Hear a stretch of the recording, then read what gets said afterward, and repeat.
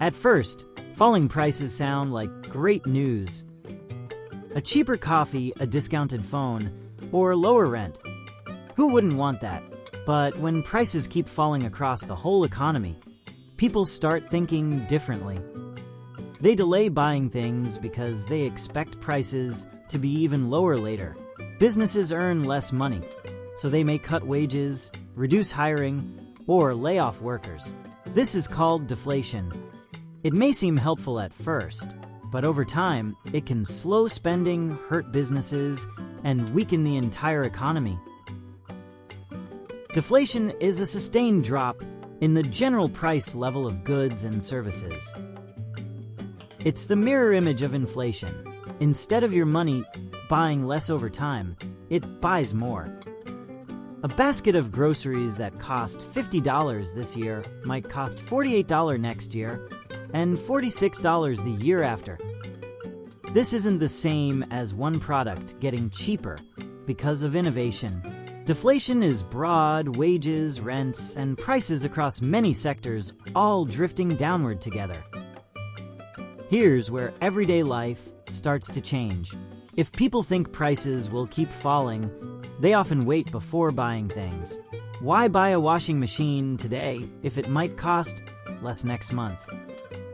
Waiting seems like a smart decision for one person, but when millions of people do the same, businesses sell fewer products.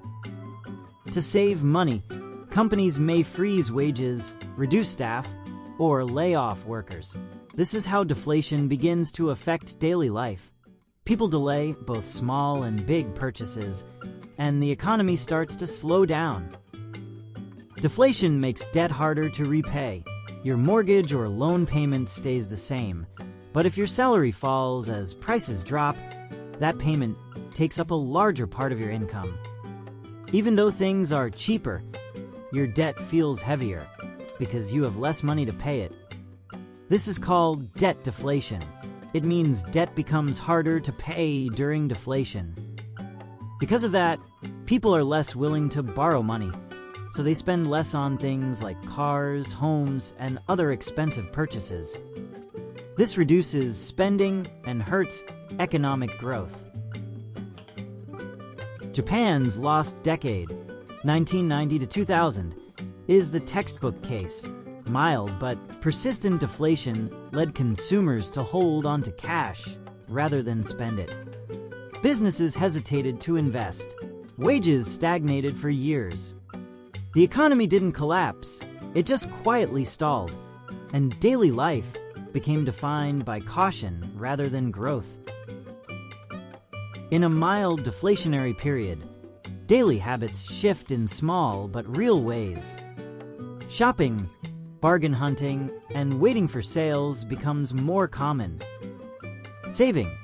People stash cash rather than invest, since money is gaining value just by sitting still.